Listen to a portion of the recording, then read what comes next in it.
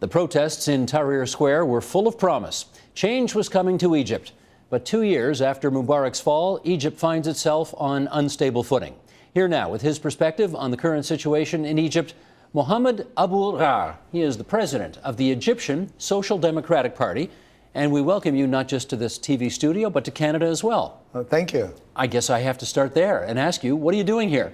Well, I'm coming on a campaign to talk to Egyptian Canadians and try to get them together, to work together to support the secular parties in Egypt in the current situation. And how engaged have you found Egyptian Canadians in what's going on in your country? Well, I think 50% of them, they follow very, very closely what is going on. And they are very interested. But we want to build a network of communication with Egypt, and we want some of them to join our party in Egypt and try to support us in different ways. And we hope, we started in Ottawa, and it was very successful.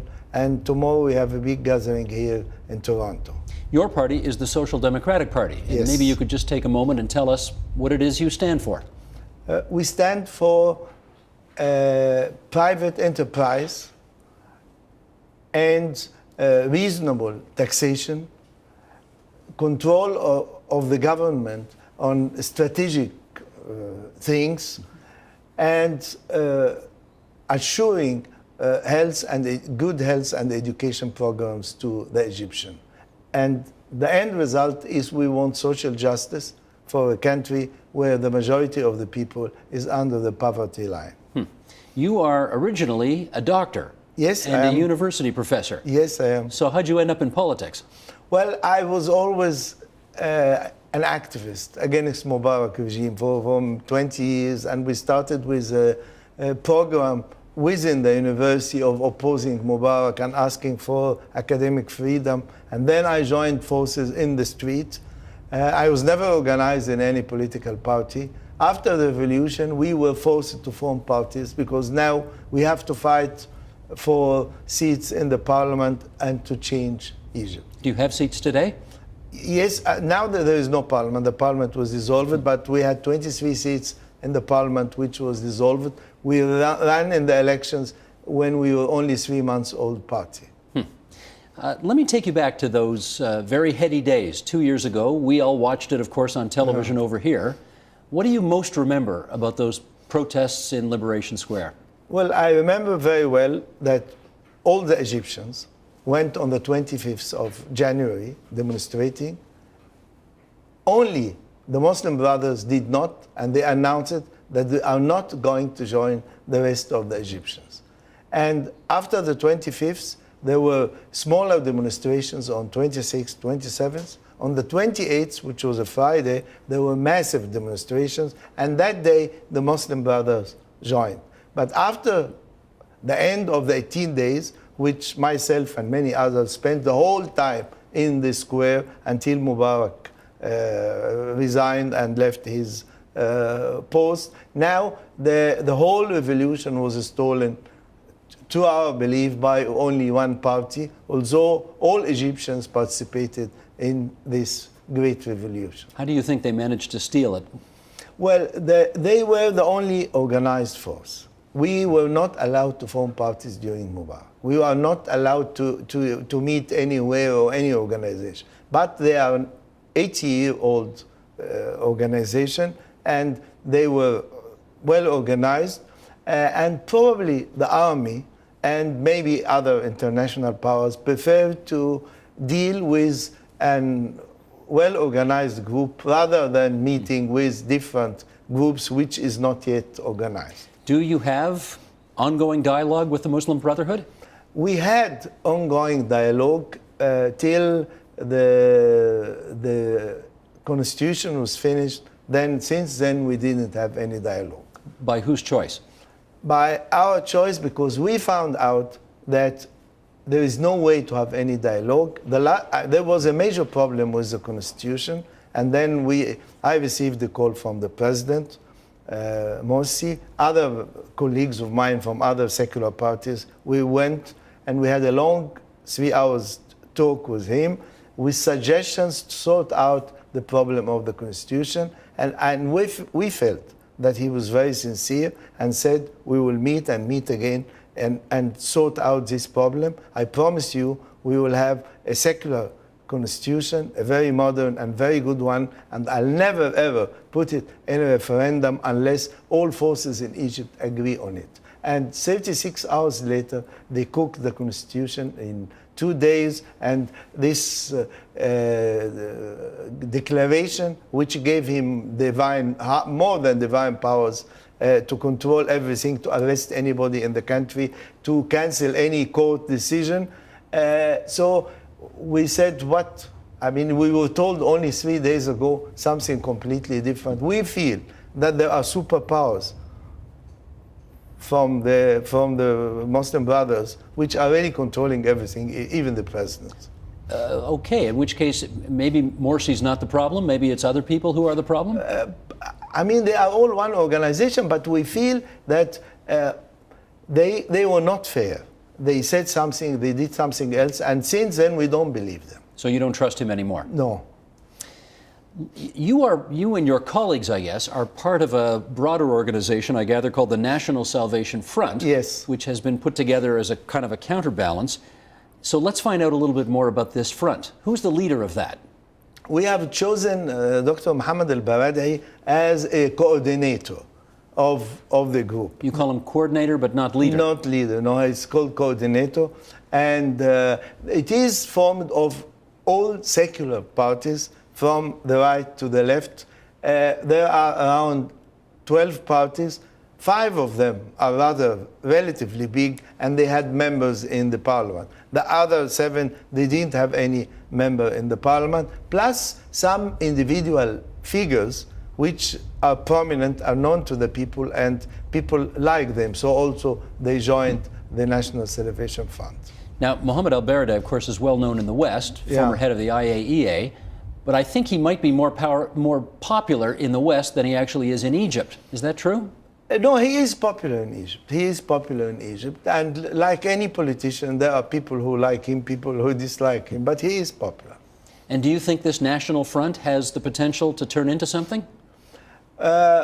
Some of the parties, I think, they will join a coalition together in the coming elections, and possibly there will be merged between some parties, and this will be the best solution, because then we will have one strong secular party which can win against the Muslim Brotherhood. But is the idea to make Dr. Aboul Ghar president someday? I don't think so, because he had the chance to be the president in the last elections, and he withdrew himself, and people were very unhappy that he did that. And personally, when I talked to him, he said he will never run for elections. Egypt today, compared to 2 years ago, Egypt under Mubarak, better or worse?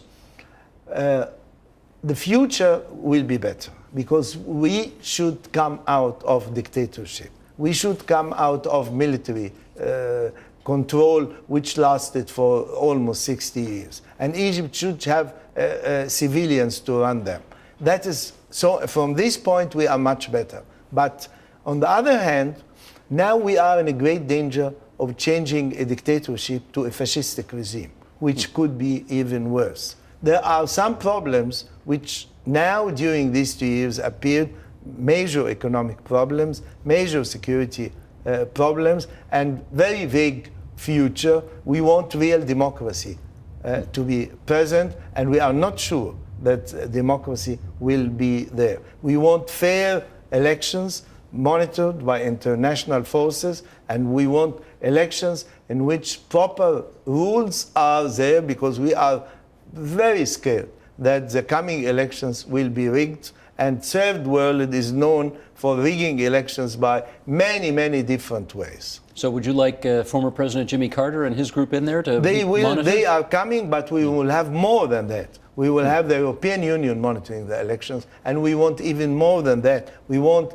a neutral government, because whatever monitors you will have, without a neutral government, if you have a Minister of Interior and a public prosecutor who is aligned with one group, you will never have fair elections, whatever monitors you will have. So we want really neutral people to be there.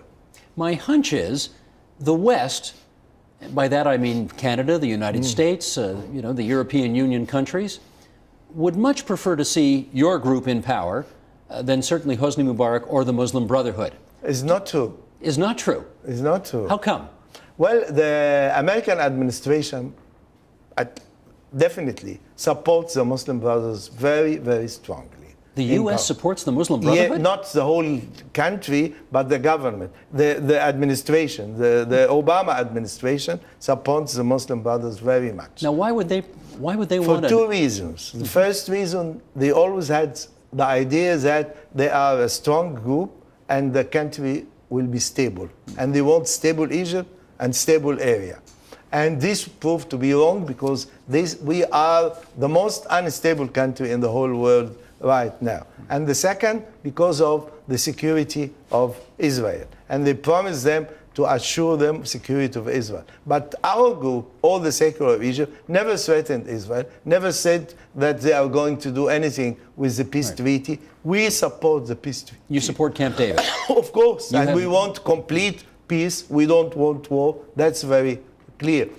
And you've told the administration this? Of course, everybody knows this, but the Hamas in Gaza are very close to the Muslim Brothers, so they could influence them to have an agreement with Israel. Of course, we are not friends, very much the same friendship or any friendship with Hamas.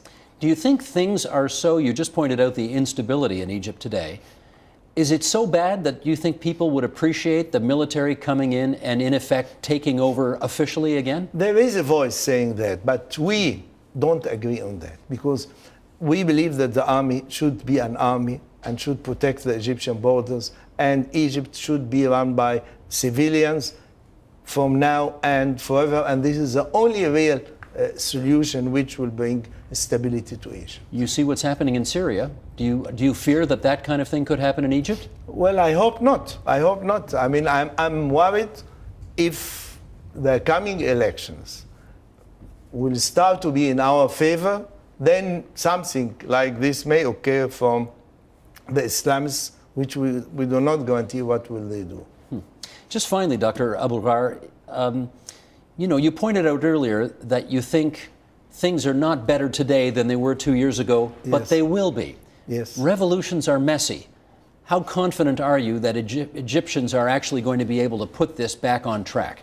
Well, historically, all the revolutions were corrected after a number of years. I mean, the French Revolution took over 20 years. The Russian Revolution took maybe more than half a century. And all the revolutions finally, because those dictatorship regimes, I mean, it's a part of the history. And Egypt should not be under any form of dictatorship. And the danger of fascism, we should stop it, and we hope the whole world will help us to stop it.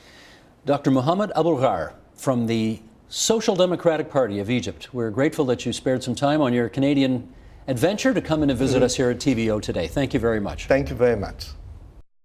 Support Ontario's public television. Donate at tvo.org.